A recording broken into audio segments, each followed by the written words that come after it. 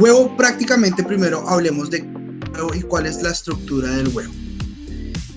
El huevo simplemente pues es una célula, es un embrión no fecundado. Entonces vemos que en el centro tenemos una yema y una célula germinal. Esa célula germinal es la que contiene como la genética de este embrión. Después de la yema tenemos una membrana vitelina, que es la que me va a cubrir y me va a proteger esa célula germinal. Tenemos un cordón o una telita que cuando nosotros abrimos la tela es un cordoncito que tiene pegado entre la clara y la yema, que es la chalaza. Ese cordoncito lo que va a hacer es mantener la yema en el centro del huevo para que no se vaya a golpear, y es lo que sirve como ancla de la yema para mantenerla en el centro del huevo. Tenemos en la parte derecha de sus pantallas algo que se llama la cámara de aire, que es la que me va a permitir saber gastronómicamente la frescura del huevo. Es por esta razón que a medida que va pasando el tiempo, la cámara de aire se va agrandando. Esta se va a ampliar a medida que pasa el tiempo.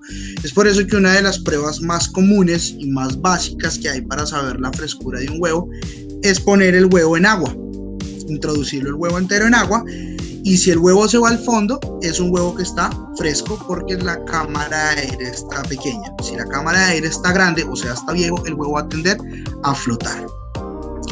Tenemos una clara, hay dos tipos de clara, por decirlo así, que hay una clara que es una clara espesa que va a estar pegada a la yema, y vamos a tener otra clara que es un poco más líquida, que tiene más contenido de agua, que es la que se va a esparcir cuando yo abro un huevo, es la que más se esparce más rápido. Eso es prácticamente como la estructura del huevo. Vamos a hablar de la yema directamente, y en la yema encontramos que es donde se encuentran todos los contenidos grasos del huevo, todas las calorías. Su color me lo da algo que se llama el betacaroteno, ¿sí? Y va a tener una temperatura de coagulación entre 65 y 70 grados centígrados. O sea, me va a coagular a mí la yema de huevo. Tiene vitaminas A, B1, B2, B5 y B9. Y estas yemas a mí lo que me va a permitir es dar el color y el sabor que va a tener el huevo, y todo el contenido nutritivo en grasas lo tiene la yema. Tiene algo muy importante que nos sirve a nosotros como ingrediente en gastronomía, que es la lecitina. La lecitina es un agente emulsionante que se encuentra en la yema de huevo, y es lo que nos permite a nosotros poder emulsionar dos ingredientes que no son compatibles. A la hora, por ejemplo, que nosotros queremos hacer una mayonesa, la yema de huevo es la que nos va a permitir poder integrar el aceite con ingredientes acuosos por medio de la lecitina. A la hora de hacer una mayonesa, a la hora de hacer una salsa holandesa, por ejemplo, que es de la misma forma, sino que la mayonesa se hace en frío y con aceite, y la salsa holandesa se hace con mantequilla clarificada y se hace al baño María. Hablando ya de la clara tenemos que su 90% es agua y tiene un 10% de proteínas en peso, y tiene proteínas como la ovomucina, la ovoalbúmina, la conalbúmina, el ovomucoide, el lisozima, la avidina y la flavoproteína. Todas estas son proteínas que me van a ayudar en cierto momento para alguna preparación culinaria. A nosotros como cocineros nos interesa tanto el huevo como ingrediente, como sus capacidades, las capacidades que yo puedo obtener del huevo para hacer cualquier tipo de recetas. Nosotros en algunas recetas utilizamos el huevo como un solo ingrediente, y en algunos casos lo utilizamos como un complemento. En ese momento, cuando lo utilizamos como un complemento, es que necesitamos saber las capacidades que tiene el huevo, qué nos puede aportar el huevo en una preparación. Cuando nosotros tengamos claros qué es lo que me puede aportar el huevo, es cuando nosotros sabemos en qué recetas o en qué preparaciones gastronómicas nosotros podemos incluir el huevo como una ayuda extra para hacer una preparación. Tenemos que el huevo nos tiene una propiedad coagulante. Por ejemplo, cuando nosotros hacemos un flan, esa es la capacidad coagulante que tiene el huevo. Se me va a coagular y me va a dar una forma sólida y una forma rígida, como por ejemplo el flan. Tenemos algo que es la propiedad aglutinante, la capacidad aglutinante, y es cuando por ejemplo hacemos una hamburguesa y le agregamos el huevo para que aglutine la carne y la compacte, cosa que a la hora que vayamos a preparar o a cocinar la carne molida para hacer una hamburguesa me vaya a quedar compacta y de la forma en la que yo la haga en crudo, ya sea para hacer una farsa de pescado, una farsa de pollo, si yo llego a hacer una hamburguesa de cualquier ingrediente o necesite hacer un conjunto de carne, con esta capacidad del huevo me va a ayudar a poderse compactar y a poderse aglutinar. Tengo una propiedad espumante también. Esa capacidad espumante es cuando por ejemplo yo necesito airear una preparación. Por ejemplo, si yo hago un bizcochuelo, esa más que todo me sirve en preparaciones como en preparaciones de repostería y de pastelería, cuando yo tenga que hacer un bizcochuelo, cuando yo tenga que hacer un merengue, esa propiedad espumante me la va a dar la clara. Y ya vamos a hablar puntualmente de la propiedad espumante, que es muy importante en el huevo. Tenemos una capacidad emulsionante, como lo habíamos hablado en la yema de huevo con la lecitina, que me va a ayudar a mí a incorporar dos ingredientes o dos líquidos que no sean compatibles. Esa es la capacidad emulsionante que tiene el huevo.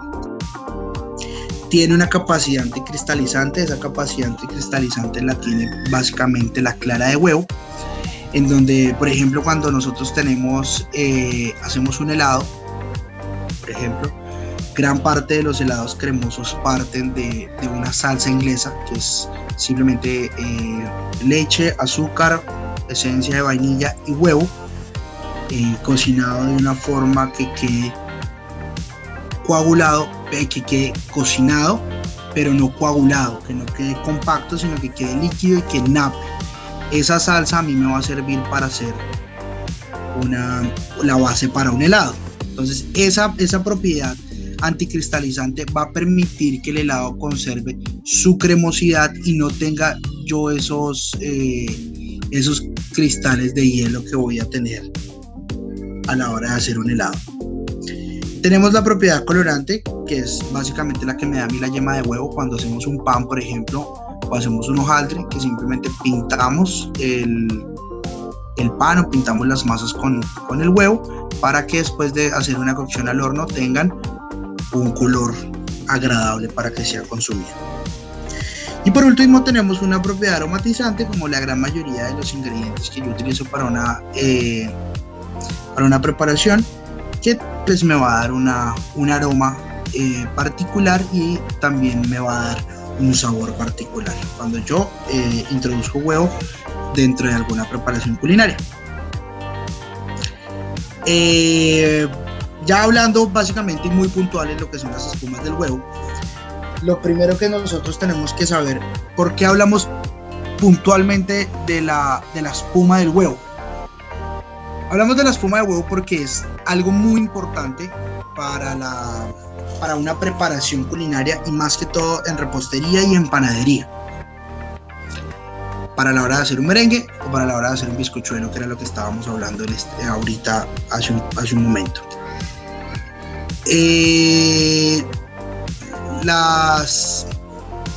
Lo primero que nosotros tenemos que tener en cuenta a la hora de hacer una espuma es la forma en que la vamos a hacer. Lo primero para poder hacer una espuma es un mecanismo de formación. El mecanismo de formación para hacer una espuma de huevo o poder generar o incorporar aire a una preparación de huevo es simplemente con un mecanismo manual o un mecanismo electrónico por movimiento, lo que conocemos nosotros como batir.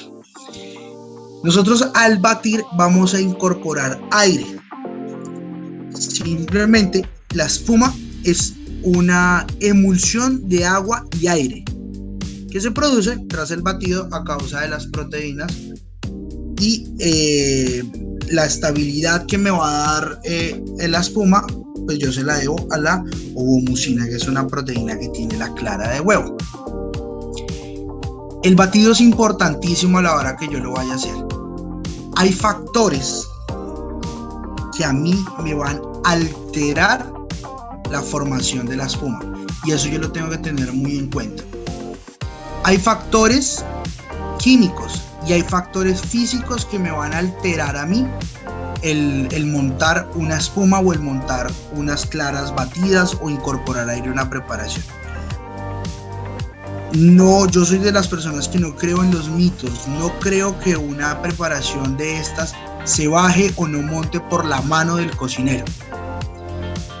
No monta por algunos factores que yo no tengo en cuenta, pero no por la mano, porque cambio de mano de la derecha a la izquierda. Eso no pasa por eso, pasa porque yo altero algunos procesos a la hora del mecanismo de formación. ¿Como cuáles factores a mí me va a alterar? A mí me va a alterar si yo quiero montar un merengue o quiero montar unas claras batidas, si el recipiente o las claras tienen lo más mínimo de contenido graso. Quiere decir que si yo, al separar la clara de la yema, me cae un poco de yema dentro de las claras, es una clara que no me va a montar jamás. La grasa no me va a permitir que esta se monte. ¿Ok? Entonces, si yo ya tengo si el recipiente donde yo lo voy a hacer tenía grasa anteriormente y no lo lavé bien, no me va a montar. Es algo que uno tiene que tener claro. Si no estuvieron bien separadas las claras y las yemas, tampoco me va a montar. Entonces hay algo que sí hay que tener muy importante, y es separar muy bien y verificar que no tenga ningún contenido graso. También tenemos que tener en cuenta a la hora de preparar esto el pH. Si yo le voy a agregar otro tipo de ingredientes que no me vayan a alterar el pH de la clara de huevo, un pH muy alto va a hacer que no me monte la clara de huevo. Si yo, por ejemplo, también tengo mis claras de huevo, bato de una forma en donde no incorporo aire, simplemente lo único que voy a hacer es un movimiento de las claras con el batidor, pero no le voy a incorporar aire. Se va a incorporar aire, pero de una forma muy lenta. Entonces voy a gastarme mucho tiempo y no voy a hacer el proceso como debe ser. Entonces lo que se recomienda es inclinar el recipiente a 45 grados y en forma circular con un globo, si es a mano. Si no es a mano, a una velocidad media, se pone en una batidora, ya sea estática o ya sea manual, y ella va a empezar a incorporar aire de una forma homogénea dentro de las claras. No le puedo poner ingredientes pesados, es decir, yo no le puedo, para ahora hacer un merengue, no le puedo poner todo el azúcar de golpe para empezar a montar las claras, porque el peso del azúcar no me va a permitir incorporar el aire. Recordemos que el aire pues es liviano en su densidad, entonces cuando yo incorporo el aire, las burbujas se fragmentan o se rompen de una forma muy fácil. Si yo golpeo el bowl, si yo estoy batiendo y sacudo el batidor contra el bowl, si dejo caer, ahí voy a empezar a hacer caer la preparación y voy a empezar a totear y a romper las burbujas de aire que estoy formando en la emulsión de agua y aire. Entonces es un factor que yo tengo que tener claro. Otros factores es, por ejemplo, si yo ya tengo lo primero que tengo que hacer es empezar a montar las claras con movimiento, y después de tenerlas montadas puedo agregar cualquier otro ingrediente, ya sea por ejemplo para hacer un brownie o para hacer cualquier otra preparación. Del huevo, de las claras, también tenemos que tener en cuenta que a veces se le pone un poco de sal. Esa sal va a ayudarme a lo que llamamos nosotros romper la liga, y me va a ayudar a montar de una forma más rápida. Ya hablando nosotros de preparaciones con huevos, encontramos preparaciones muy básicas, por ejemplo, lo que son los omelets, como son algo básico de los omelets. Los omelets son simplemente una preparación de huevos batidos con un aromatizante, ya sea sal, pimienta. Hay que ponerle un poco de crema de leche para que sea un poco cremoso. Y lo importante a la hora de hacer un omelette es que no puede ser dorado, tiene que siempre ser de un color blanco. Lo que nosotros llamamos blanco es que no tenga absolutamente nada dorado, que esté coagulado, pero en el centro el omelette siempre tiene que ser babé, obviamente pues de acuerdo al pedido del comensal, pero usualmente se tiene que servir babé para poder identificar y tener el excelente sabor que tiene esa preparación de huevo. Tenemos otras preparaciones muy básicas que son, por ejemplo, los huevos pasados por agua, que son pues lo que nosotros conocemos como huevos tibios o huevos duros. Sabemos que para tener un huevo tibio tenemos aproximadamente, después de que el agua hierva, pongo los huevos en agua hirviendo y aproximadamente unos 6 a 7 minutos, de 5 a 7 minutos tengo unos huevos tibios y después de 10 minutos tengo unos huevos totalmente cocidos. Si yo hago una sobrecocción de los huevos, tengo algo que se llama sulfuro de hierro, que es esa capa gris y esa capa verdosa que me genera la yema, entre la yema y la clara, y pues obviamente por eso es que tenemos un color y un aroma desagradable cuando cocinamos y sobrecocinamos los huevos. Entonces lo recomendable es tiempos muy exactos y no generar este componente para que no me altere ni el sabor ni el aroma que tiene el huevo cocido. Otra receta muy clásica a la hora de hacer huevos es el huevo pochado. Recordemos que hay dos formas de hacer el pochado. Una es la forma tradicional y la forma clásica, que es simplemente en una olla no muy profunda de agua con vinagre y sal, en donde debe tener aproximadamente unos 10 centímetros cúbicos por litro de agua de vinagre, y en donde yo hago un torbellino con la cuchara e introduzco el huevo dentro del agua, y en ese movimiento circular que tiene el agua me va a cubrir la clara me va a cubrir la yema y voy a cocinar en el agua directamente. Lo saco de ahí, lo pongo en un baño de agua fría y agua limpia para quitarle el sabor a vinagre. Después condimento un poco con sal y lo sirvo. Aproximadamente este huevo cocido pochado tiene un tiempo de 4 a 5 minutos en el agua. El agua tiene que estar caliente a una temperatura que nosotros conocemos gastronómicamente como temperatura Milloter. Esa temperatura Milloter es cuando nosotros decimos está caliente pero no está hirviendo, o sea, no ha llegado a su punto de ebullición, es el punto anterior a la ebullición. En la altura como Bogotá estamos hablando de una temperatura entre 87 a 92 grados antes de llegar a su punto de ebullición. Y hay otro que es una forma más práctica, más rápida, pero no una técnica muy clásica, es poner los huevos en una pequeña bolsa de papel film, un papel vinipel, y meter las bolsas en agua, o hasta también se pueden cocinar en el microondas. Técnicamente no está bien, pero es práctico, y a la hora de estar en un servicio de restaurante es válido hacerlo de esa forma. Otra preparación, pues bueno, lo que tenemos como mayonesas, la salsa holandesa, que ya lo hemos hablado. Podemos utilizarlos también, por ejemplo, los huevos duros, sacamos las yemas y con las yemas hacemos una mezcla con mayonesa y atún y picante. Esos son los que llamamos huevos endiablados. Y básicamente tenemos ese tipo de preparaciones.